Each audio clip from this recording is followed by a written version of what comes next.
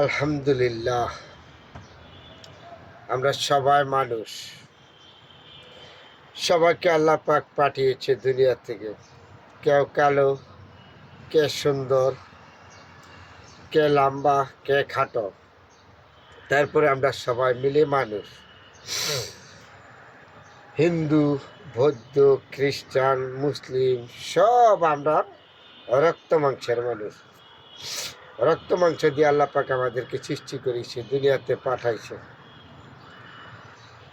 তারপরে আমরা যতই কর্ম করি, কাজ করি, যাই করি, ভরসা কিন্তু একজন উপরে। কেউ বলে আল্লাহ, কেউ বলে মালিক, কেউ বলে সৃষ্টিকর্তা, কিন্তু আসলে কিন্তু একজন। আর আমাদের মানুষ সবাই সবার সাথে মহব্বত, ভালোবাসা, আন্তরিকতা দিয়ে বেঁচে থাকতে হবে। কেউ চিরদিন থাকবেন না। আপনি হয়তো একদিন চলে যাবেন, আমিও চলে যাব। হিংসা, পিউন, এগুলি আপনার জীবনে কখনো সুখ আসবে না, শান্তি আসবে না। কিন্তু অহংকারে মানুষের ধ্বংস। প্রথম হিংসা মানুষের ধ্বংস। হিংসা, অহংকার করা কোনো ব্যক্তি উন্নত করতে পারে না, কোনো জাতি উন্নত হয় না। তাহলে আমাদের হিংসা, পিউন, অহংকার এগুলির থেকে দূরে থাকতে হবে। সবাই মানুষ, কে ধনী কে গরিব সেটা বড় কথা না, সবাই মানুষ। যতদিনে দুনিয়াতে বেঁচে থাকবো আমরা সবার সাথে মিলেমিশে থাকার চেষ্টা করব। হিংসা, পিউন, অহংকার এগুলো হলো আপনার একজন মানুষের জীবনে পতনের এক নাম্বার হাতিয়ার। এটা সবাই জানতে হবে, বুঝতে হবে। এ আল্লাহ, তুমি আমাদেরকে বুঝার তৌফিক দান করিও।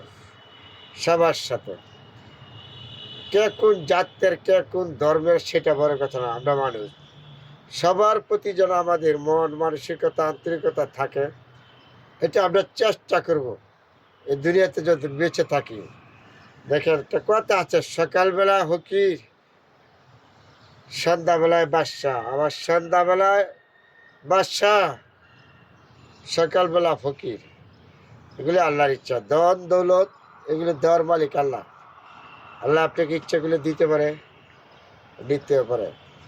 সব কিছু আল্লাহ ছেড়ে দিছে দিবে, কিন্তু আপনার রিজিক, হক, জাকাত, হায়াত এগুলি আল্লাহর হাতে রেখে দিছে। আল্লাহ কাকে কোন সময় নিয়ে যাবে এই দুনিয়ার থেকে কেউ জানে নাই। যে কোনো সময়, যে কোনো মুহূর্তে আপনাকে আমাকে দুনিয়াতে নিয়ে যেতে পারে। কারণ যে আল্লাহ আমাদেরকে পাঠিয়েছে আপনাকে আমাকে, সে আল্লাহই ভালো জানে। তারপরে আমাদের একটাই ভরসা রাখতে হবে আল্লাহর উপরে, সৎভাবে চলতে হবে, সত্যকে সত্য বলতে হবে, মিথ্যাকে মিথ্যা বলতে হবে। তারপরে হয়তো বাকিটুকু আল্লাহর উপরে ভরসা রেখে যেতে হবে। আল্লাহ যা করে মানুষের জন্য ভালোর জন্যই করে। অনেকগুলি কথা বলেছি, সবাই আমার জন্য দোয়া করবেন, আপনাদের জন্য দোয়া রইল। আলহামদুলিল্লাহ।